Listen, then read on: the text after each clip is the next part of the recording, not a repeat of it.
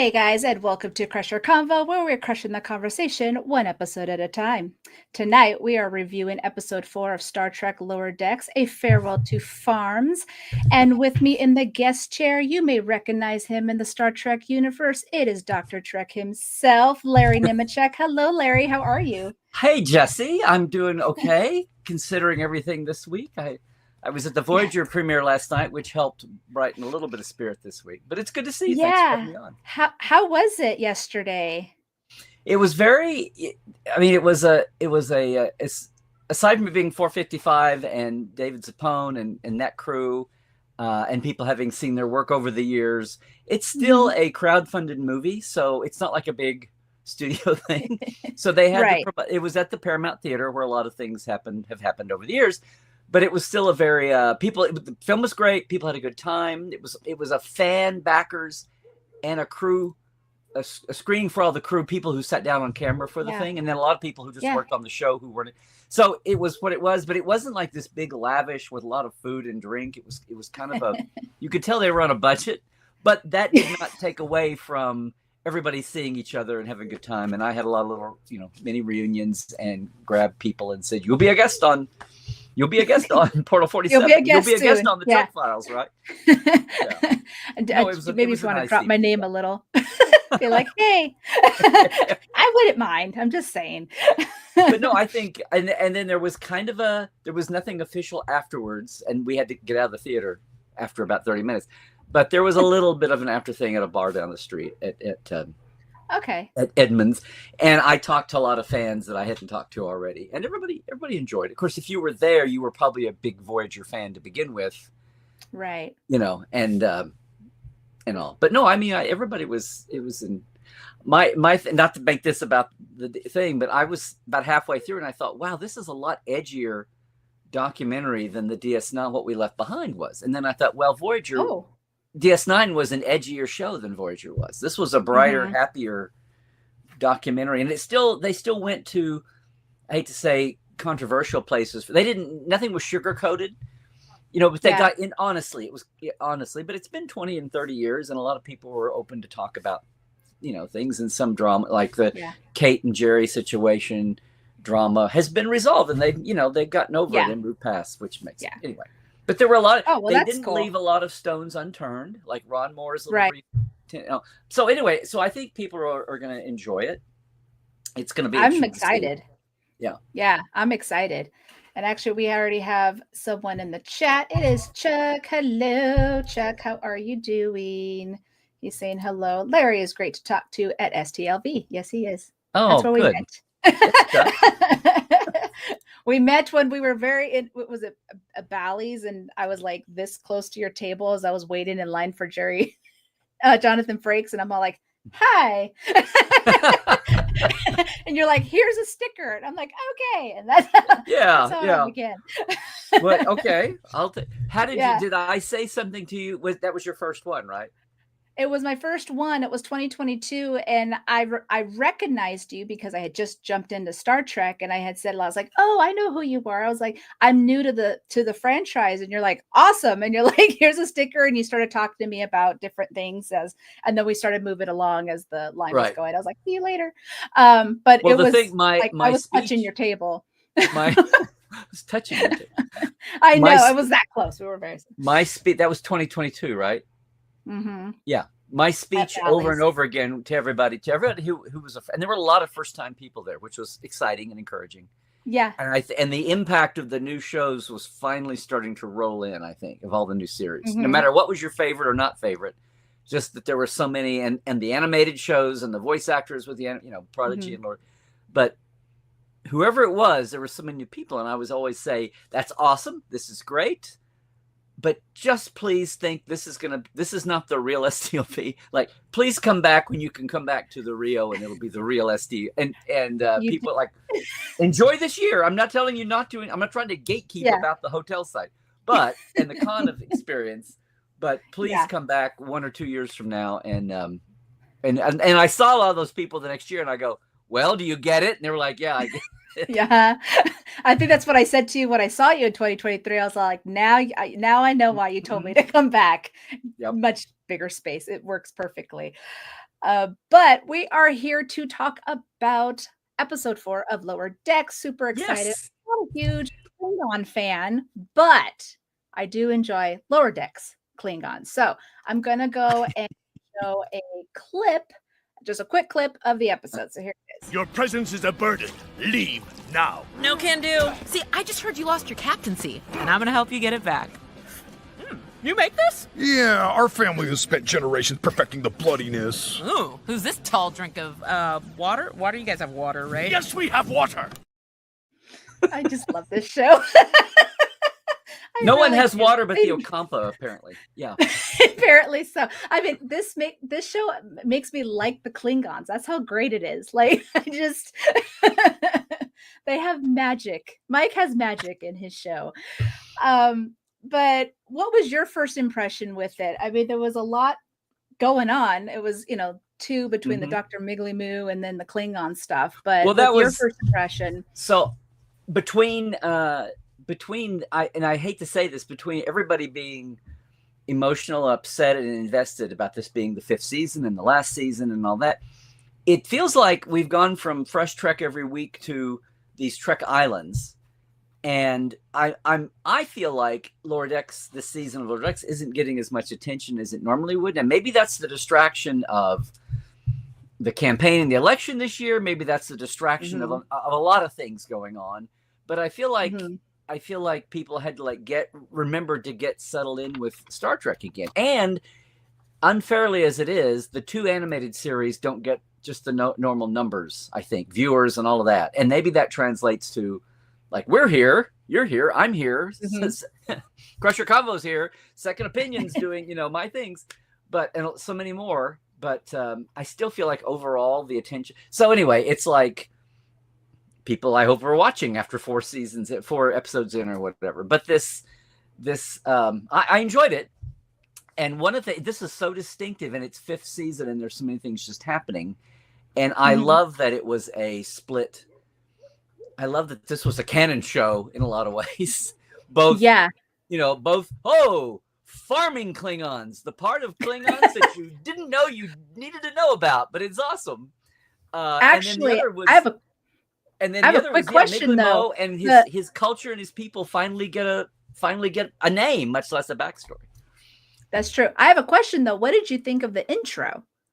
I was going to say, I was like, because I knew the title was called A Farewell to Farms. And I went, okay, it's going to be something with farming, but is it really going to resemble anything of A Farewell to Hemingway's novel, A Farewell to Arms, which I read the Cliff Notes. I've never read, I'll say, but I read the Cliff Notes enough to know that this has nothing to do with the plot of A Farewell to Arms. It was purely for the pun factor. Okay. And and then it starts off, and I'm like, okay. And then it has that soft. I keep thinking, what movie is it that are they parodying? Insurrection. I thought it was Insurrection. I was thinking. I went with Farewell to Arms, and I was like, what were the Farewell to Arms movies intros like? And then I went, well, just in general. And then I went, oh, it's like the soft opening of Insurrection. I kept wanting a kid to poke out of a haystack or something. Exactly. I'm not a huge fan of Insurrection, but I was all like, I think I know where they're going with. And again, I'm very proud of myself that I got that Easter egg. I still haven't, until I get to ask Mike or ask the writer, who's a new writer, a new producer this year, and writer. I had her in my notes here. And some of these people they've got Diana Tay. I kept wanting to say that, I want to make sure. But what I got into doing with all the shows the last couple of years was trying to slide into if I didn't know them already, slide in their DMs on Instagram. And a lot of them are like, oh, I'm so excited. This is my first, or they've done some other work, but it's their first Trek. And maybe they're a secret Trekkie and they took a pay cut to come over and write this script, something what makes them excited to go, Trek fam, I have a Trek credit. I'm so excited. Yeah. And sometimes you can get little nuggets from them before they do a formal interview or before they're under the horse collar of the studio promotion machine doing something with them. And I hadn't had that chance yet. Again, everything feels a little underplayed this year with this season and all that. So I'm curious to know how many, because there's a lot of, I feel like there's several homages here. Maybe in even some of the Klingon, there's so many Klingon words that are both old and maybe new. Anyway, I just love finding that kind of. That's your Easter eggs. There's your Nemecek it outs. There's them, and actually, let me. I was gonna say I forgot to do it. Here's your. There it is. That was your segment right there. But no, I was watching it at work at first, and then I was all like, wait, this isn't the normal intro, and it's all soft, like you said, soft. It's showing the farm and everything. I was like, is this based on insurrection? So now Chuck, he said that he didn't go to Bally's. He went to the Rio in 2023. He had to cancel this year because he's in the middle of cancer treatments right now. Oh, and I yes, hope it's Chuck, going well for you, Chuck. Yes, you've been yes, around. Chuck.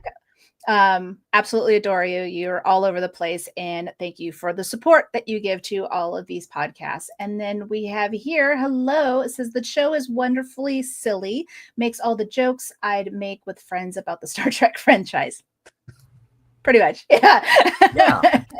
It's So, Lower Decks.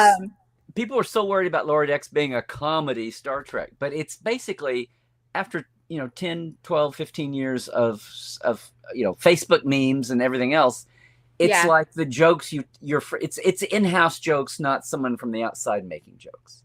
Exactly. Humor. But it works.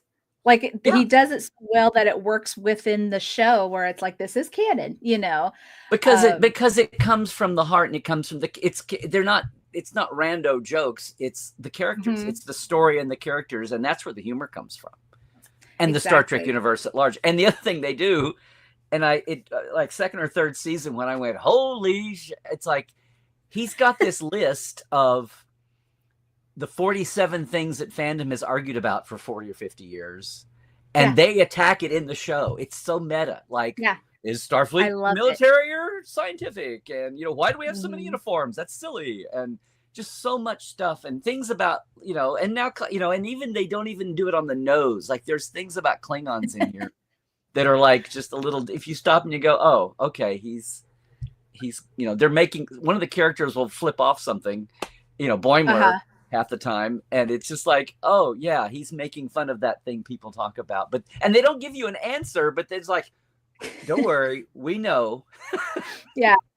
Well, they did that. Terry did that in season 3 of Picard because he knew it was going to be brought up. It was the what was one of the jokes? Picard asks Beverly, Jack, his accent, and she's all like, oh, well, he went to school in London, and it must be in his DNA, because everyone was like, how does he have an accent? He already knew they're going to say something. Write it in the show. Well, it's like. And when they rebuild the D bridge, and Picard, is it Picard or Riker looks down and says, "Oh, I missed the carpet." Picard, yep, exactly. They're so good because they're fans, and I even mentioned that to Mike when I had his interview. I was like, "You guys, like you and Aaron and the brothers and all that stuff, you guys know this franchise so well because you're fans, and that's what makes it so special. You're bringing everything that we love into this and doing it in such a way that just is so enjoyable." Yeah.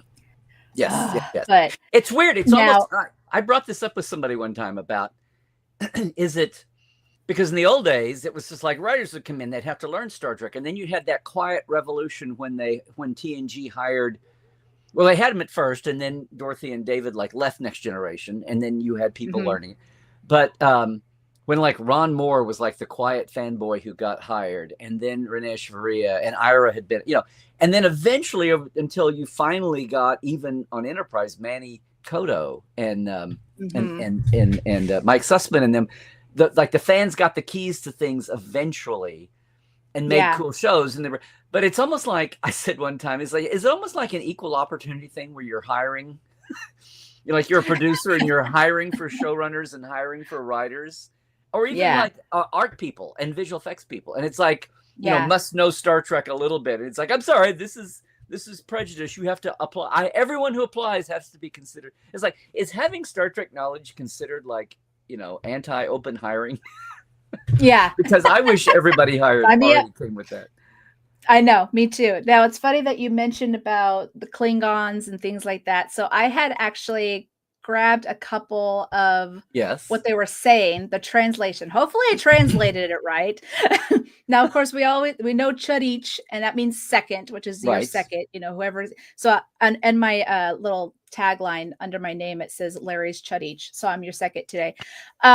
This one, this one I am not even going to try to pronounce. It was like Lajwappu or something, which means losers.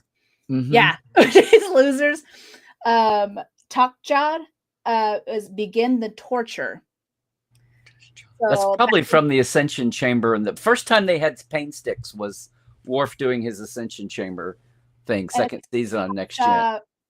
Cod, which I forgot to add that on there, which is begin the torture, and that was when they were about to do the pain sticks. And then Kwa is full, and then the last one, let me see if I could see it here. Chotla? Chadhi is Boulder Dash.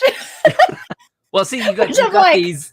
Yeah, you got these probably lots of options for an English translation, but that was yeah. No, I mean, it makes sense, It's nonsense, but it was Boulder Dash. I was like, that's been a while. My parents used to have that trivia game or Boulder Dash game when I was a kid. Well, that was my Where's thing. Licensing should be all over the Klingon version of Boulder Dash now. They've got the name right. Right? They do. You're missing out. Yeah. So Joa says the episode was very wholesome, Klingon wholesome, so it was about family and was very stabby. I loved Boimler. I mean, it has to be stabby if it's Klingon, but I loved Boimler. Yeah. He's just being so different, and he's all like, "This is Klingon as hell." Like he was so enjoyable. I was having it was so Klingon tourism. It was like not Klingons as tourists, but people being a tourist on Klingon. He was like, oh. He was so excited. It was like if he went to, let's say, I don't know, some kind of a museum, or even like, let's say Paramount Studios, right? And you're like, this is where they taped this, and it's like, this is awesome. That was Boimler. Well, my favorite line in the whole thing was, so they're in the Warriors Pit, the bar, right? The Klingon bar with the thrash Klingon acid punk, which was a thing Tandy said like 2 or 3 years ago. Yeah. 2 or 3 seasons ago. And I'm like, oh, okay, it's the Klingon acid punk. And the thrash loot, did you notice that was a Vulcan loot, but it had been like thrashified? No, I didn't. She has the guy waving at her, and she's like, oh, yeah. His quasi-girl. But, there's a line where he says, Boimler's like being all Klingon tourist, and he's talking to Ma'ar, and he says, wow, the Warriors Pit, this is like exciting to be here. Is this the one where Martok slew the 12 in the? He's like, no, that was the Warriors Pit in the Keitha Lowlands. It's a chain.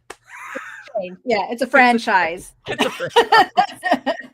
I mean, it was, and I think I even put, and his mustache. What, Quarks is the only franchise place? Which see, there it is. Again, you get back to, it's the whole thing is tweaking the fact that the whole, like everybody isn't warriors, and you had that already. We've seen Klingon clerics and Klingon chefs and Klingon lawyers. It's like they're not all but they all kind of go. And his brother is like a bro. He's like the guy that just wants to sit home and drink and play games and wrestle Targ. But he has Russell Targs. Yeah. He didn't want to do the pain sticks at all. But he's just a big goof. I mean, but it's I love how it wasn't. But Ma'ar has his foot in both worlds. He's like, I really want to get out there, but of course I can. Yeah. It's like Picard could go back and do wine. See, that was the other thing. It was almost like a Klingon version of Family, where he's stuck at home, or the beginning of Picard, where he's back home, literally in the vineyards and other things. But I really want to be out there, but for right now, I'm here. Yeah, it's a good parallel between the two, which I mean, it's. And I think with all in that regard, it was funny because at first it was like, why is Mariner and Boimler here? What's going on? But then later on, we find out that they were actually looking into the dimensional rifts that were happening, and apparently there's more of them, and it might be man-made. Someone's making them, and so I like that because now they're kind of telling this one story that's going to be a season long, like we had last year with Nicholas Locarno. So, and even the year before, and the year before. Yeah. Mm-hmm. Which so I noticed that I said this last week on Second Opinion that Mike McMahon said early on, there will be a thread, but it won't be like every teaser last year was whose culture ship is going to be encountered and done away with this episode, and you went through everybody, Federation, non-Federation, but he said we'll have that, but it won't be this omnipresent thing. And if you go back and look, and it was so unformulaic that I think people forgot to remember it was there. And I was trying to say, okay, 2 of the 3 episodes have some kind of a quantum vortex, other universe thing, adjacent universe. And then, so this one, so each time, instead of being like, and here's the plot here's the season arcs scene. Right. Each one has been a little, so this one, it's totally like you get to the whole story, both halves. And at the very end, it's kind of like, oh yeah, and here's the clue about they don't say it, but for the audience, it's like, oh yeah, well, what we were really doing the whole time was chasing these clues about this quantum vortex, and here's what I learned. And it's like, that's the clue for the season. It doesn't have to be this big. Yeah. Yeah. And of course, the other very organic season-long arc that's happening is Boimler's beard is growing. Chuck says Boimler's beard is a growing thing, and Joaz says Boimler's beard is paint by numbers because it is growing oddly, but it is okay to have a season arc that's not an epic season arc. I would say that's more a character arc, but yeah. Yes. Now with the other half, the Dr. Migleemo stuff that, like you said, we didn't really know about his species, and we're learning more. And I guess they're connoisseurs of food. So and that, but of course is now. You see that he went off that path to become a counselor, a therapist. So in the finest Star Trek tradition of the native who is the outcast a little bit and leaves their culture, and like Worf, like Odo, go down the list of the ones who were a little bit of an outcast who they're trying to find acceptance from their home people. And it weighs on them a little bit. And Spock, even with his own father for so long, Yeah. You weren't a scientist. Well, same with Picard and his family. He wasn't a vineyard. Yeah. Yes. So yeah, it was very nice to see a little bit of a backstory for the Doctor.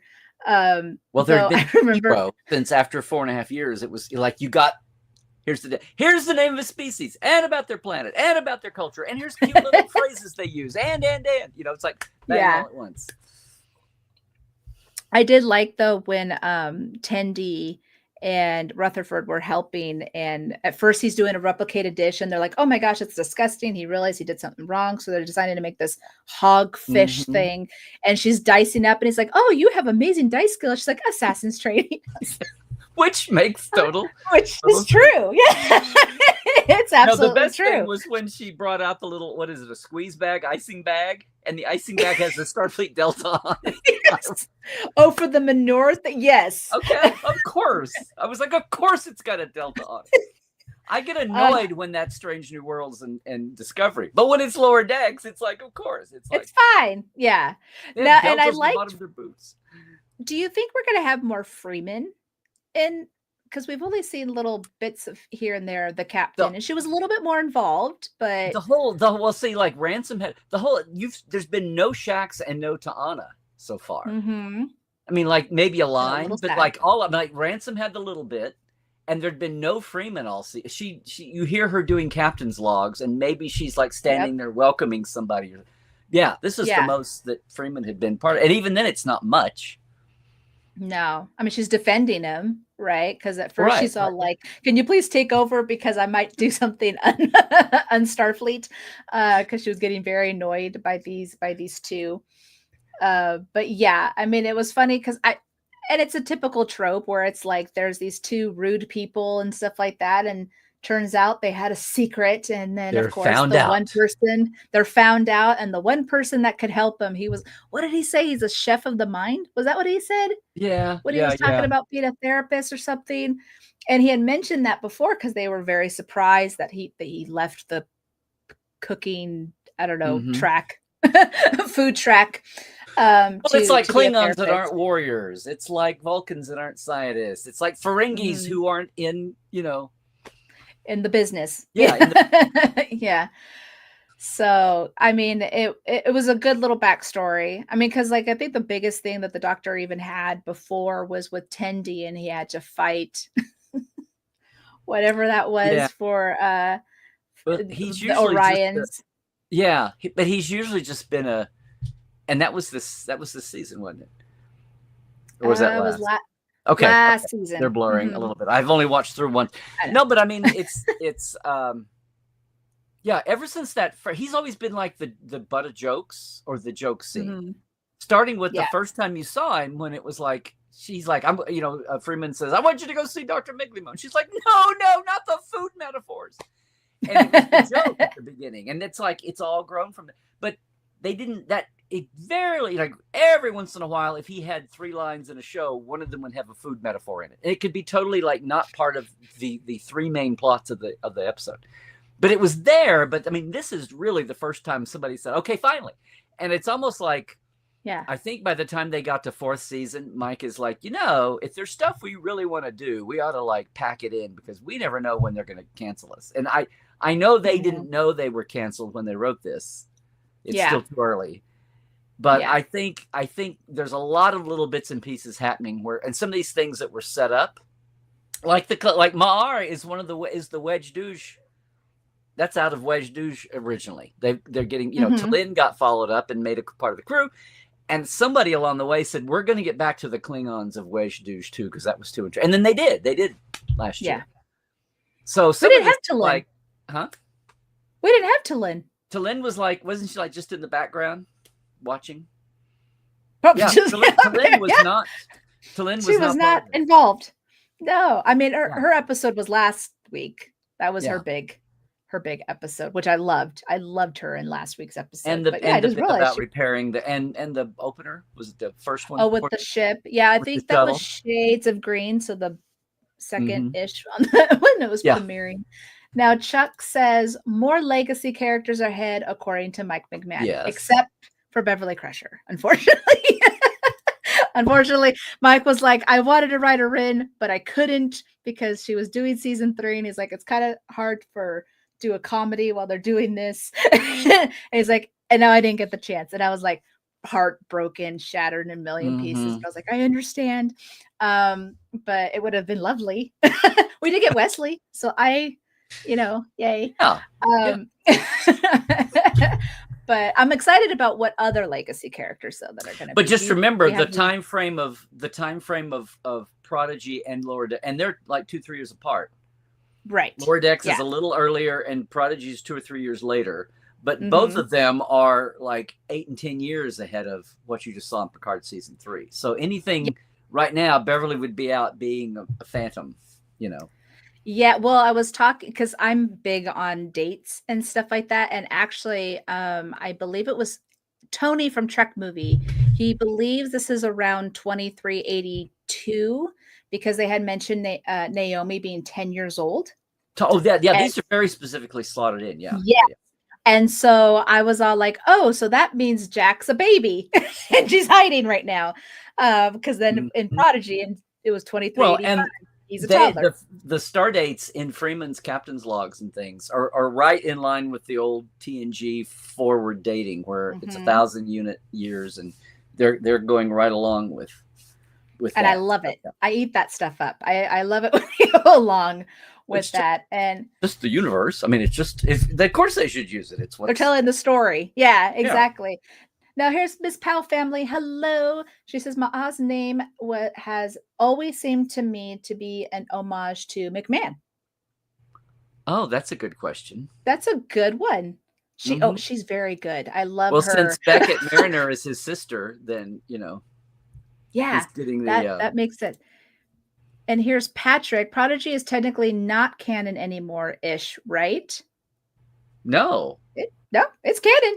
Yeah, it aired. Well, I mean, but they go out of their way to have. I mean, Aaron. I have pictures. Eventually, we'll go into this, but he was showing me when I finally got to go in. He was showing me how they had their big. They took a page from Stellar Cartography, and blew it up, and they were Yeah. plotting roughly where they were. Everything is near the beta.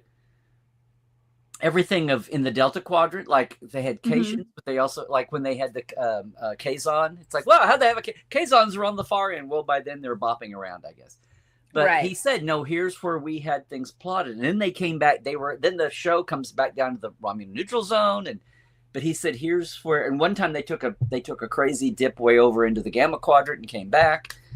And he said, no, we were very physically following everything. And if we halfway mentioned a relative distance or we had to keep something roughly in mind, we did. So, yeah. Oh, awesome. I think I remember seeing them doing that. Now, the one thing, though, that as Mariner and Boimler is helping Ma'a and Maylor, they do the pain stick stuff. They're doing everything. It was Boimler that talks to him. It was like, listen, you don't have to do it this way. Like, if it's not your path, just do a dip, and he mentioned about, he was on the coolest ship. That was the Titan, right? When it was he on Riker's ship and then he went back to Cerritos. Is that what he was talking about? Yeah. I mean, he loved Riker, and then he was like, but no, that wasn't my ship, that I needed to go back home. Right. And it was like, you make your own path in this sense. And it was with his brother. Right. And of course there was a killing, which I don't know why I was surprised. I was like, oh, they actually killed the guy. Yeah. Like, all right. Yeah. But then he had killed it was Klingons. I mean, Mariner and Boimler were there. And he had already killed his brother, which was the whole point of him, like, you killed my brother, and so now I'm not, like, and he didn't, like, hate him. It's just like, you think I'm going to cut you some slack? You killed my, it was like a very Klingon casual death kind of level, Yes. Yeah. Which, I mean, but Maya, I'm probably saying it wrong, but he got stabbed first and he just pulled it out and they stabbed him. I was like, he's cool. He's like Martok. I am a Martok fan. Yeah. Well, like Martok got the shout out here too. But remember, I mean, Klingons have double everything supposedly. So if there was like a stomach, which is when he got stabbed and didn't die, I'm like, okay, now if anything else happens, it's got to be really, really, really dead. And that's what they did. He had to that's what they did. Yeah, he was really, really, really stabbed and dead. Exactly. With his purple blood, oxidizing purple. Chuck says Aaron Wolke is so great to talk to. He really is. Mm-hmm. He's a fan. But I mean, I was just talking to him about the Crushers, and it was just like all this information, and I was just eating it up. Well, the other thing you can tell. Oh, Aaron's there's a little bit at the end when they're talking about the Janeway impact. Aaron is on for a minute talking about using Janeway in Prodigy, and Terry is on talking about the Crushers, in Picard. Wait, that's not right. Voyager. What am I? Oh, using Seven and even using Seven in Picard and even Tuvok. They're at the end. Yeah. Oh, at the very end. Yeah. Yeah. Now, Joa, this question's for you. Who has more double organs, Klingons, Time Lords, or Space Marines? Definitely not Time Lords. He has two hearts. Okay. Yeah. I'm not about everything else. I'm not the Who. I know a little bit of Who, but I'm not the Who person. I need to get my friend James Kerwin in on this one, if that's. But yeah, I think that's true. Yeah. Klingons have only two hearts. Everything, which has been blown to comic extremes, as you know, in some corners. Yes, I do. I'm going to go with Klingons. I'll just. Yeah. Space Marines is what franchise is that? Sure. I don't know. There's Space Marines in a lot of things. That show that was on that Jeff Mandel worked on. Battlestar Galactica or anything. I haven't gotten that far. Mike told me I need to watch I'm not that. Sure it's going to take some time. Miss Pal Family says Mariner was so mature this episode. She's becoming such a good officer. And yeah, we've been seeing that growth. There was definitely a split. Mariner's becoming more, like she says, more mature. She's taking responsibility. She's trying to take a step back while Boimler's like, I'm going to jump into danger. They kind of flipped because Boimler but it's a growth for both of them. He's not. Yes, exactly. He's not a coward, but he's comfort. He's found thanks to her and thanks to other things, he's found a comfort zone with being bold. But he's bold. Okay, I started to say he's bold intelligently. Okay, when he's getting thrown around by the but Mariner still, it's when she had her Becky Freeman encounter, I think. She's saying, she's like being cognizant of it. It's like, okay, I can still, it's like I can turn it on and off. I don't have to be a slave to my desire, Mhm. this is her therapy here. I don't have Yeah. to have those feelings and be a slave to them. I could acknowledge the feelings and turn them on and off when I need to. You know what I mean? Well, it's funny you said that because when I asked Mike about the season, I was like, "What can you tell me about the season?" He's like, "Mariner is freed." That was his answer. Because that was And the I was like, question too, is if she resolves her Yeah. inner turmoil, what's Mhm. the character then? What's I mean, she's next? snappy Yeah. and funny, but what's Mhm. what's next? What's going to be the heart for her moving forward? If you Yeah. solve her arc, then what do you do with it? How do you keep her? It looks like the Space Marines is Oh. Warhammer 40K. Okay, so no Way off.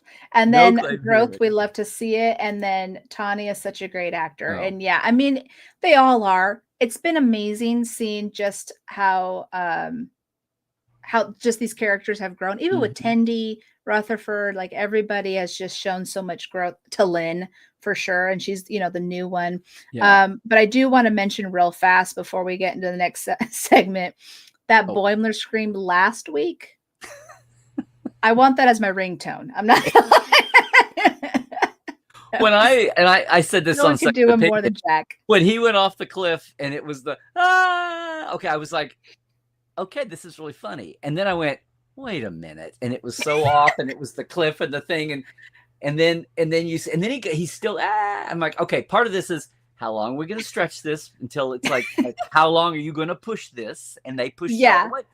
But then it turned into, he went behind the bluff, and then it's like I was thinking there better be a little poof of smoke there. There was, and I was like, it was. Yay! It's the Warner Brothers. It's a Looney Tunes homage. Yes. And then I saw some. I think somewhere they said, "Yep, it sure was." Yeah. My goodness. No, I mean, I just cracked up because, like I said, I'll watch it at work at first as I'm preparing for the day, and all I heard was the screaming. I just started laughing, and one of my workers was like, "Are you okay?" I'm like, "I'm fine. I'm just working. Don't mind me." Well, the one last week with the killer, the nanite killer 20-sided die of death, thing. The way it was so zany and running around and people. It roll over people and absorb them, but they weren't dead. It just sucked them up. Right. So it was kind of like comic violence, if it was even violent. That also was just so crazy. Bugs, Daffy, Roadrunner. Oh, absolutely. Looney Tunes. That whole episode last week was just because it made it's like it was defying physics. Mm-hmm. And I was like, okay, this is one time when the animated Star Trek is leaning into classic animation. I will say, though, I was slightly, just a smidge disappointed Wesley Crusher wasn't mentioned, but it's fine. He created these nanites. He should have had some kind of a shout out, but it's okay. It's fine. Yeah, I got over it. But I did do my tricorder rating to have people see what they rated this episode. So I'm going to do that right now. My tricorder. I only got 7 votes, but that's okay. 70% gave it 5 pain sticks, 30% gave it 4 hogfish, and 2 a moose bouche. I mean, that's how they got caught. They thought they were eating some delicious amuse bouche, and it wasn't. That was a little bag with the label. Yeah, that was such an amplified animated Star Trek gotcha thing. I was going, okay, they're too arrogant. I was waiting. Arrogant. Right. Yeah, I was waiting for that. I was like, they're gonna do something. Something's going on. But what would you rate this? I'm sitting here madly now trying to think of another cool thing. Hogfish got me there. So is it 1 to 5? That's how your rating is? Yeah, 5 is the best. I was like, wow, nobody went above 5. I'd say a 4. I'm very hesitant to ever hand whether it's 5s or 10s or 100s or whatever. I'm very hesitant to give out the top one until I. So 4 is 4 is high praise here. 4 is high praise. I gave 5 for last week because I really did enjoy the episode. They did a lot of good closures. I think Talin was awesome. I was enjoying it. I've just randomly seen people online or in threads to Second Opinion and things say they thought that the third episode was a letdown after the first two. And I'm like, I didn't. They're all differently toned, but I didn't think it was a letdown at all. Yeah. Now, Miss Powell family has a question for you, Larry. Was the micro Starfleet ship a reference to something? I think she's talking about last week's episode. Oh, to that little baby Voyager type ship that was stuck. Oh, I think it was just that not like a licensed toy, but I mean, I think that was last episode's clue about the greater season arc being alternate quantum universes somehow or something. Yeah. That really threw it. That was the part of last week's show that like no one talked about. And I was like, wait a minute, we just had like a one little ship version that just showed up. Everybody thinks of quantum universes as, do you have a goatee or not? You know, it's like, but like, what about size? Like there was the micro universe on Playing God. And I totally forgot about that till just now. But that was the one time when they said, here's another unit. And they weren't trying to say it was a mirror. You know, it wasn't like that was a perfect little Starfleet vessel and a perfect little Starfleet captain in her little universe. But that's the only time anybody, and then the shrinking ship on one little ship joke. And the animated series had the Terratons, but that was artificial shrinking and they enlarged them back to real life.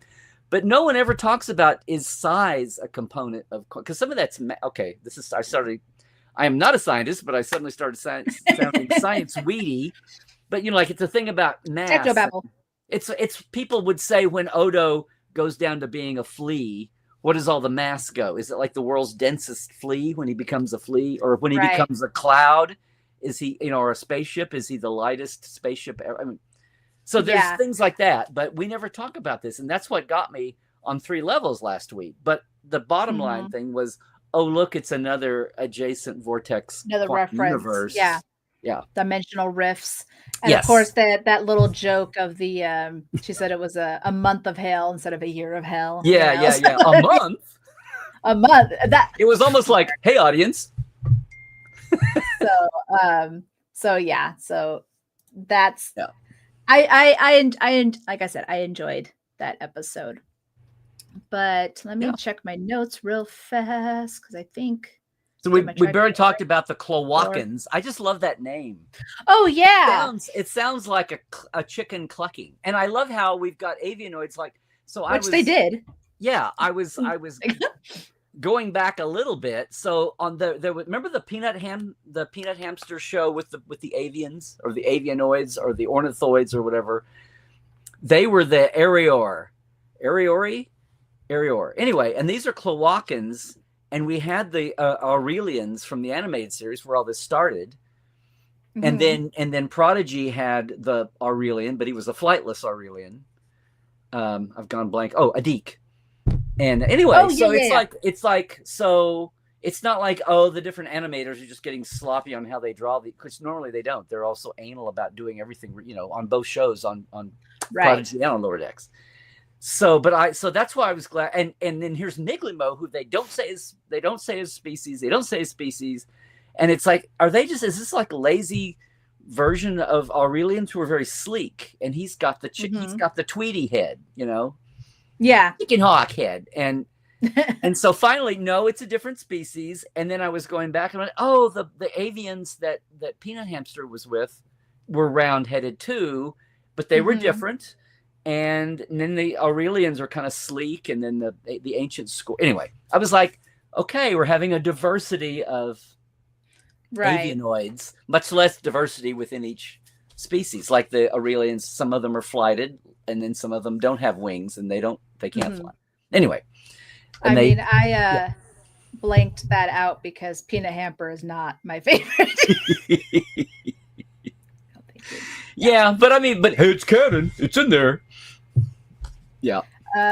Miss Powell says, isn't that name a joke on a bird's orifice? Cloacan? I haven't got that far. I was at a premiere yesterday and had to drive to it. So I'm behind. I'm about halfway through. Maybe. I would be surprised. So guys, just so you know, he has his second opinion that will air. Is it tomorrow? We're working on it now. It'll either be Saturday night or Sunday. Yeah. Okay. Dr. Trek's second. You might get your answers. You might get your answers then. I plucked Larry too soon for his. I couldn't get everything. I can't give everything away today anyway. I have to save something. That's true. Yes, we have to save some so we can see your second opinion. But was there anything else that stood out in this episode that you want to mention before we move Well, we on need to mention one thing that in the voice, a lot of the voice. So the guy that played I love the fact that the Klingons have an oversight commission. Like that's so numbingly bureaucratic. It's like, aha, see, they're bureaucratic. They're bureaucratic Klingons. But so the some of the voices. So the guy that did the voice of the guy he killed is the same. I've lost where's my little actor notes here that I'm still putting things together. So so Ma'ar is John Curry, who played Ma'ar on Wej Douche and Inner Fight, but his brother Malor is Malor, not Malor. Malor was the tyrant that fought Kahless. But that's Sam Witwer, and Sam Witwer is the same guy that voiced in the same show. What was his name? Leglorn. He was the male Cloacan, so he had two different. He was the Klingon thing both. But Colton Dunn was the voice of the brother that he killed earlier, and now he's Barg, who is the Klingon that says, you killed my brother. I'm not going to grant your bureaucratic form here. So the same guy did both of the brothers that wind up dying. But the biggest one of all is the Klingon that acts like she would have been his girlfriend, but he's not a captain. And that's Mary Chieffo. Chuck just said that. I was waiting. I was all like, yep, Chuck beat you to it. Sorry. It is. Oh, no wonder her voice sounded familiar. Well, she was playing a really low, kind of seductive, thing. Yeah. Yes, Kalara or Kalar. Yeah. Okay, Miss Powell. You're gonna have to pronounce this, Larry. Yeah. Well, that's what. See, the minute you said that, I was like, wait a minute, I'm not a biologist, but.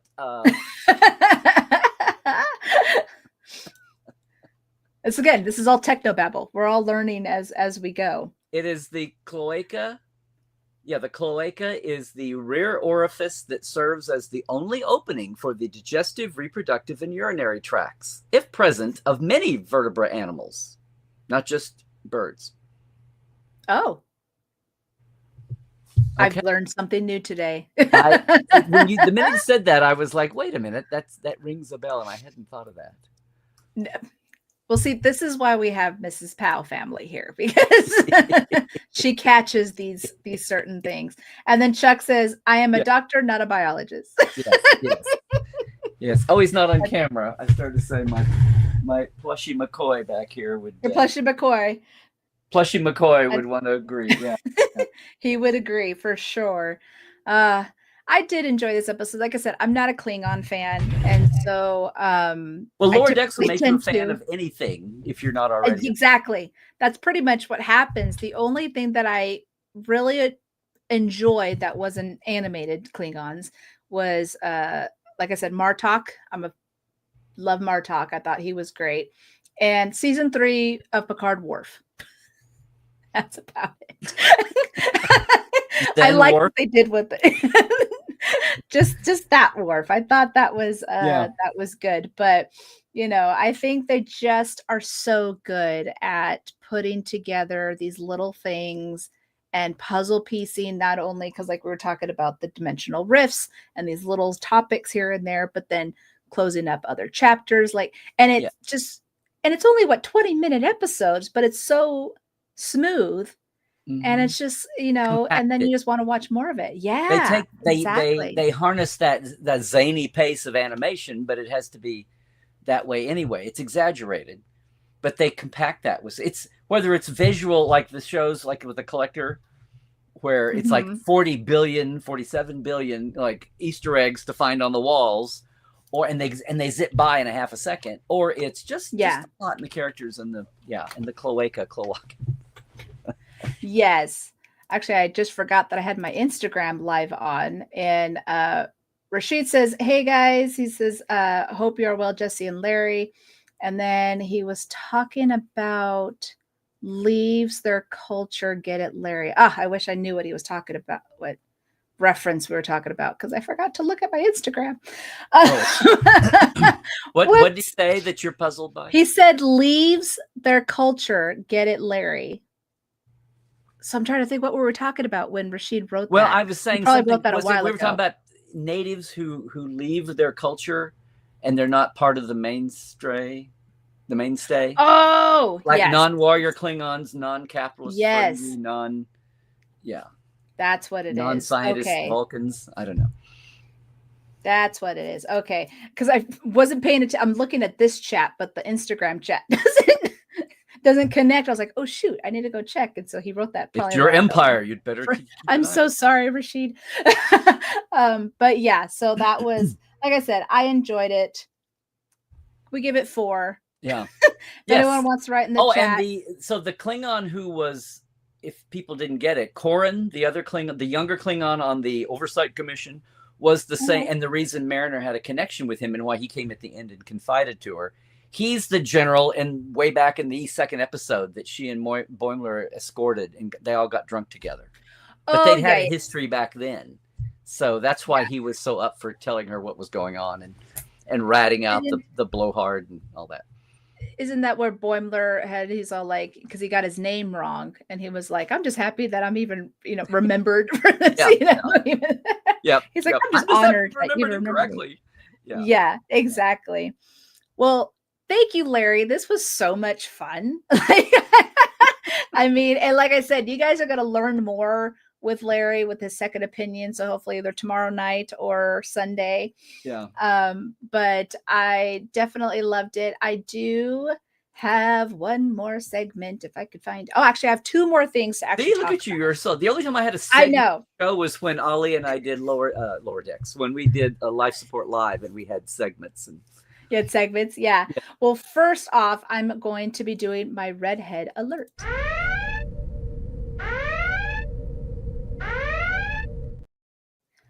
me get rid of that part. All right, guys. So, first off, I am going to talk about Trek Talks that is happening on January 18th. It is a telethon that helps raise money for the Hollywood Food Coalition. Find out all their information at trektalks.net. You can find them on any social media at @Trek_talks, and their YouTube channel is @Trek Talks Telethon. And my Be Kind Like Crusher design, as you see right here, on my TeePublic store, all the proceeds will be donated to Trek Talks next year. So go check it out. And TeePublic is on sale as we speak. So also check out Larry's TeePublic, his store at teepublic.com/stores/Trekland/shop. I got all that down. The next topic that I have here is super excited. It's Investigate. So Gates McFadden's podcast Investigates drops its first 4 episodes this Tuesday on November 12th. The second batch of 4 episodes will drop on December 4th, so please do not forget to check it out on your favorite podcast app.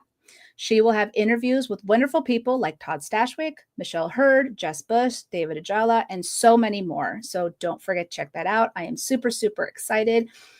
And on my, if I could just do this, I'm having some technical issues with StreamYard, so thank you for being patient. But here is my information. You can buy my Crusher Convo merch at my TeePublic store.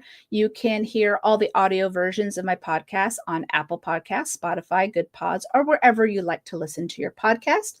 You can support the pod by doing a one-time donation at Buy Me a Coffee, or you can become a Patreon member as low as $3 a month. For my Admiral Patreons, I will be doing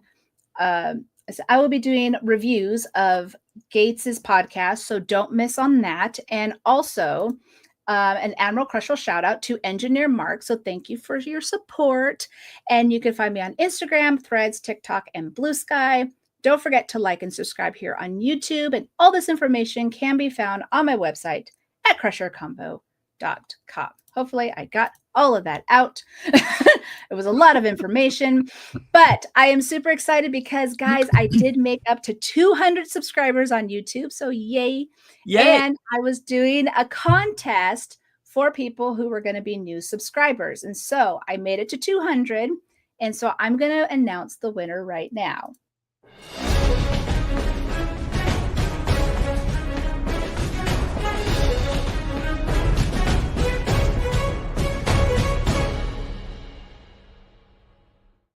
So yay for Dr. RDA over on Twitter at Ahava Cohen.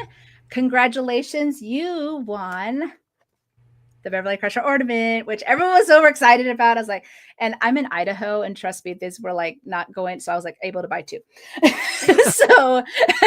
So thank you guys for subscribing. Super, super excited. I will reach out to you so we can give you your ornament. But yeah, I've just been, I'm no longer really on Twitter anymore. That was kind of like Crusher Combo / personal stuff, but I'm strictly now on the other socials. So hit me up over there. But yeah, this has been really, really great. We've been doing a lot of things. And like I said, if you guys want to get that Be Kind Like Crusher t-shirt, all the proceeds will go to Trek Talk 6 years. So I'm super, super excited on that. Cool. I need to do something. Yeah. Thank you for always, for whatever reason, thank you for always including my little TeePublic. It's there, but it's like I don't promote it. We don't put new things in a lot, but it's there. People want stuff, especially I think about glasses more than I do t-shirts and things, but it's all my brands are over there. So all your brands are over there. I mean, it's because sometimes it's the full price and sometimes it's the sale, so it's always good to they have the sales twice a month, which is great. Like exactly. A third off. Yeah, so that always helps. Chuck says, thank you, Jesse and Larry. Miss Pal Family says, thanks for a great episode. I really appreciate it. So, Larry, where can they find you? Do you have anything happening? I think that you said something about happening next week. I've gone through some, I've gone through some big events already, but I'm going to say everything is at LarryNemecek.com, but I grabbed these from the show. So every Tuesday at 1-ish Pacific, I have Trekland Tuesdays live, which is my live show with the chat. And sometimes I have a guest. Oh, and next Tuesday, my guest is going to be Nana, visitor with her book. I'm so excited. So excited. And then every Tuesday, of course, we have the Trek Files from Roddenberry, which now has a new homepage on Memory Alpha, so that you're right, the player and the audio and the documents of the week and anything, photos and all that's all there with the links back in. And then I keep mentioning Second Opinion, which I somehow don't have a thing here for, but Second Opinion, when there's fresh Trek, is my review show that's about 15-20 minutes, but it's my reactions, and I still laugh at everybody that has to be first. I do my reactions, but I let a couple of days go by to see if there are reactions to the reactions, and maybe I can pull, especially now that they're not 90% of the world is not getting screeners or something, but they it takes a little longer now. But I also like to try to, as I mentioned, ask writers and directors and people, if I have a hunch about this. Was there a thing? Yeah, that was my first grade teacher that I made into a Klingon word or something. So I like to put those things out too. Yeah. I mean, we still have Cadet Alice watches Prodigy with Dr. Trent too. So now I'm a Patreon member of yours. I'm a part of. Yes, you are. I get to shout you out. Yes. So it's definitely fun. It's always, sometimes I don't really get to make it on your Tuesdays because of work, but sometimes I try. My big thing, Portal 47 is my big, is my big backstage package of several things every month. And we've got a great Portal community. And then of course I do day tours that we pre-plan at Trekland Treks around LA for location sites. So if anybody's interested, but that's all at LarryNemecek.com. Yeah. Well, thank you again. So, and the YouTube. I'm so bad about my YouTube. Yeah, your YouTube. Yeah, please. I need the numbers. I've done that. I'll sometimes just do the YouTube and forget that I even have a website. And I'm like, gosh, dang it. I guess that's why I wrote everything down this time. I'm like, I'm going to forget something. But thank you all so much for joining us tonight. I will see you guys next week as I discuss episode 5, Starbase 80 ? So we shall see how that goes. I don't know what's going to happen. But as always, thank you, Larry. Trek well, everyone. Live long and prosper. You stole my line. Trek well, everybody. Trek well, but thanks, guys. Appreciate it. Bye.